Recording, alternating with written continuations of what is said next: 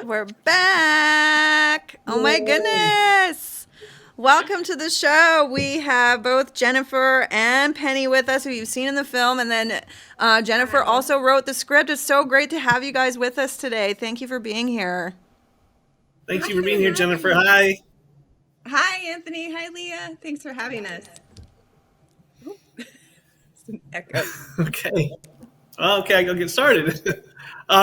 Jennifer, it's so nice to finally see you, talk to you again. Um, what brought you to pick Here There Be Tigers? Because that is actually one of the shortest Stephen King short stories. So what made you want to bring that one, and how did you stretch the short story to the length of the movie you did? I picked Here There Be Tigers mainly because I wanted to play uh, a, a mean, cruel teacher, Miss Bird. I wanted to be a villain. And I'm fortunate enough to have my daughter, who is an actor. And I started thinking about her playing Charlie. And then where we live is just this incredible, supportive artistic community. And we filmed it at her school, got permission, and it just all kind of fell into place. And in terms of stretching it out, I think the script when I adapted it was more like 7 or 8 pages. So a lot of it was just long, I think beautiful cinematography. I'm not saying that word correctly. Cinematography. Long moments, atmospheric moments that are the crew, Polly and Chattel and Greg, created in this movie. Oh, great. Now your daughter's in the movie, right? Okay. What was it when your mom came to you and said, "Hey, we're going to film at your school, and your friends are going to be in the school in the movie"? What was your reaction from your classmates? What did they say? I mean, I knew really about like them being in it from the beginning. So, I mean, they were all really excited because like they had never like done something like that, and I would say like 95% of the kids that were in there like I knew for like many years. So, that was kind of embarrassing. But yeah. But yeah, it And was just really fun to be able to work with them too. So, yeah, that's cool. And then what I asked this to Mando Franco in the last session. He only worked with a couple of kids in his film, but you have a whole classroom of kids. What was that like working with not just kids, but a lot of kids? It was actually really fun. Like Penny said, a lot of those kids were either her classmates or children of friends. And so, like, they were super excited to be there to, they asked a lot of questions while on set, which was interesting. like a A lot of lot of questions. questions. So the crew, Yeah. everyone was so kind and supportive. And of course, they had the playground and we had the gymnasium. We had pretty much the whole school at our disposal for them to get energy out. But they were great. I think maybe one or two of them had any acting experience. Sella, who played Susie, is like Penny. She's done quite a bit of acting. But in terms of just this massive group of kids, they were just they were just incredible, and they were so well behaved. Mhm. Yes. Yeah, they did. They all did a great job. When you filmed the movie, Jennifer, was it during the school year, or did you film it during the summertime, or during school break, or when was the period of time, and how long did it take you to film the movie? It was during the school year. We had a, a weekend. So we went in Friday night and kind of prepped it. And then we filmed Saturday and Sunday. So it really was a 2.5 day shoot, I would say. That's all. That's Yeah, that great. was it. And then now that you've been in a film, do you want to pursue an acting career as your life's career? Do you want to go on into that field, or do you have something else you want to be when you get older? Well, I mean, I've been acting for like a long time and I've always like really liked it. And I also like sing and stuff. So I definitely like want to continue because it's just really fun and really like cool, and I like being creative, so it has that too. So Anthony, she's my muse, and my other daughter has been in some of my short horror films too. But Penny started, I think, when you were 5 or 6, yeah. She played a zombie child. Awesome. Possessed. Ghost. That's awesome. So the masks used in the film, there's some on the wall of different. There it is. You still have it, huh? Awesome. That's Yes, awesome. we have Well, we have all of the masks. oh, you have That's it too? fantastic. And some were this is bought. They're beautiful, and some were homemade. We made we made a lot of masks. I'd say half homemade, half bought. Yeah. Yeah, I was going to ask you who made all those masks. Did the students make those, or was that the crew that made them, or? So the homemade ones, that was my husband, me, and Penny. And the more like, I should say professional looking ones were actually very interestingly both made by two wonderful women in Latvia. And it was interesting because I was like, interesting. They're competitors. They're on Etsy, and I'm totally blanking on the names. They're in the credits. But they're both on Etsy, and they make these gorgeous animal masks. And That was great. I love the tiger. The tiger, amazing. Yes. Speaking of tigers, in the story, we assume that it's a live tiger that King is writing about in the bathroom. So when you came to that point in the filming and the script and everything, what did you want to do as far as that goes? Did you think, oh, this is going to be a challenge? We can have a real tiger. What happened with that process? Part of it. That was such a hard decision, because one thing that I love to do, and you know this, Anthony, is I'd love to play a monster. I love special effects makeup. Penny does too. And so originally I was thinking of wearing a mask and like being body painted and playing the tiger, and or creating a creature.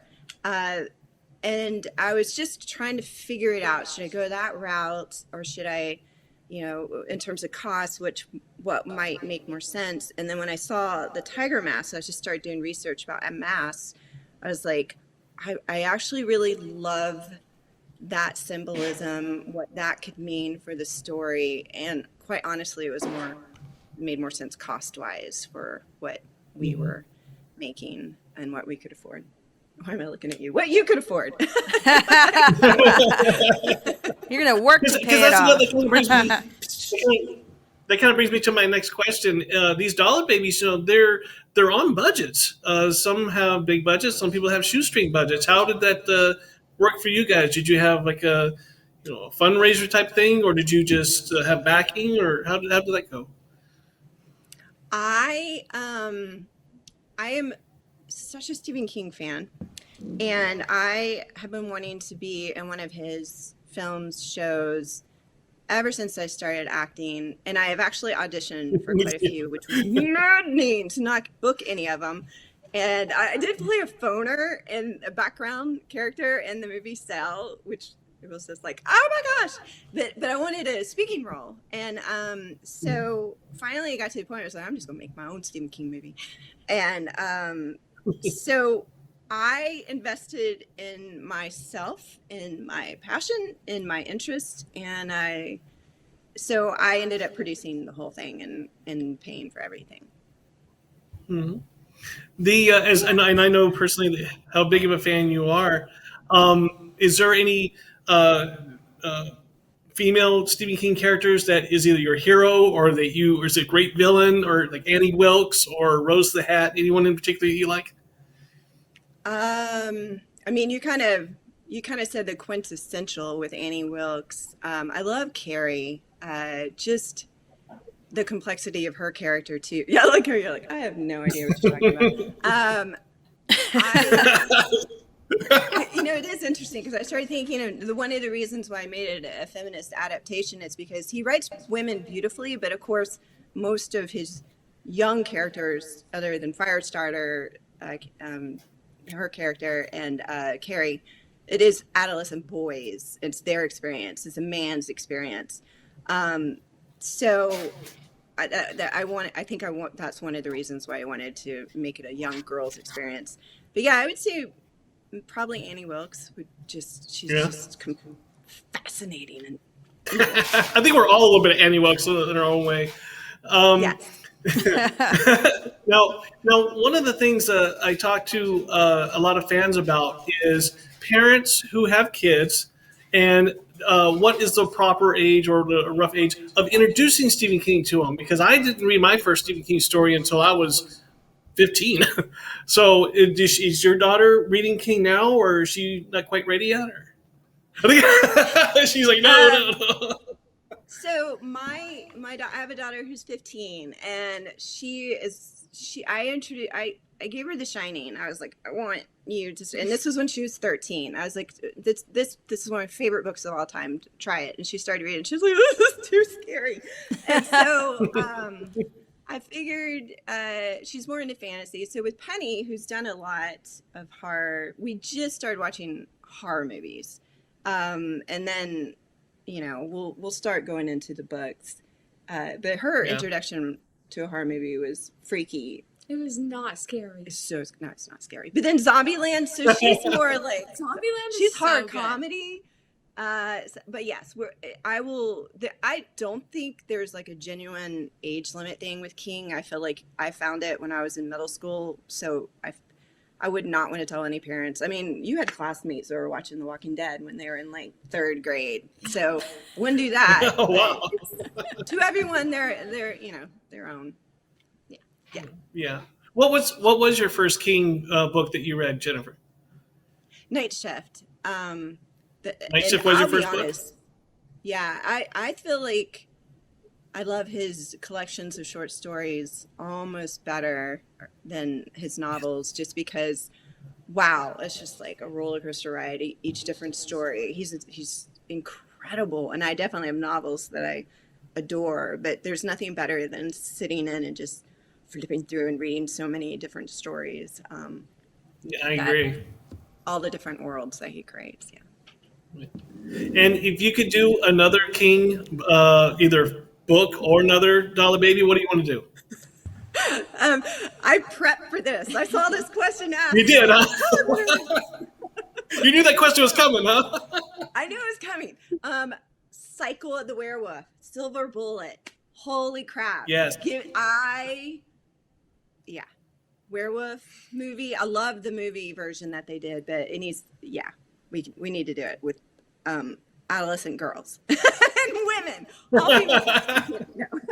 But, a little quick personal trivia about Silver Bullet. No lie, they filmed that where I used to live in North Carolina. They filmed it in a small town called Burgaw. And all that stuff you see in that movie, I've been on Main Street. I've been in that courtyard. So every time I see that movie, it's flashback time for me. It's where I used to live. So it's pretty cool. That is extremely cool. That is really cool. Yeah. So what's next for Jennifer? What are you doing next? What's on your project list? Prepared for that too.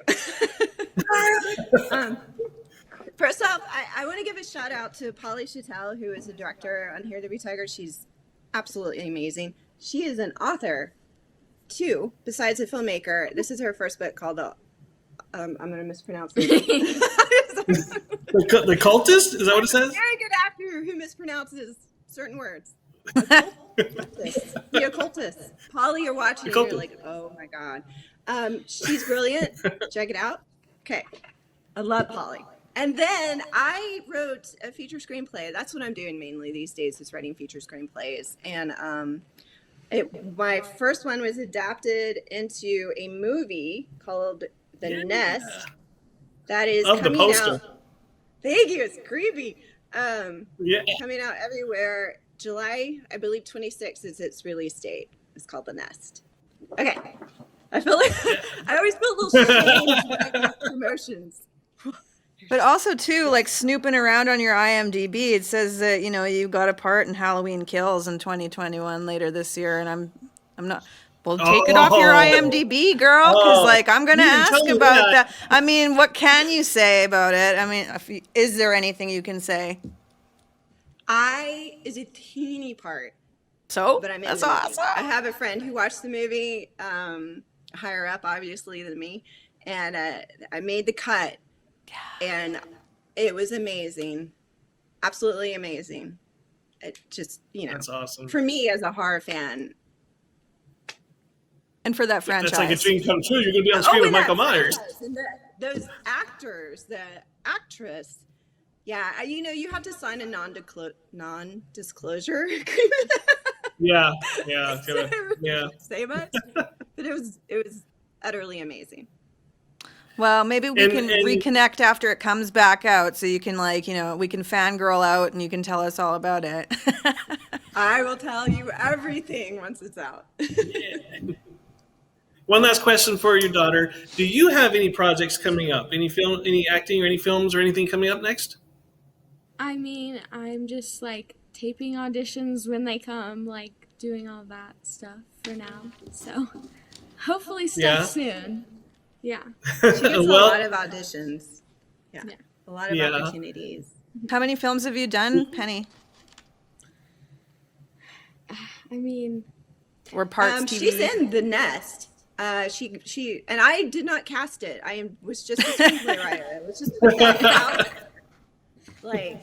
She auditioned for 2 roles and booked one of them. So she's got a role in The Nest, which comes out this summer in July everywhere. And she has been in probably 6 of my short films, and she's done a lot.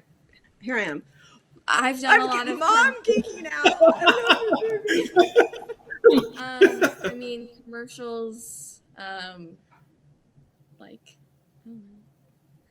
Just short films. Look up her IMDb page.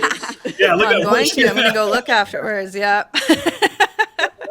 Well, Penny, you've got a great teacher. Your mom is a very talented actress and producer and writer and everything, and she's awesome. And you've got a great teacher, and you're going to do great. So you've got that going. So that's great.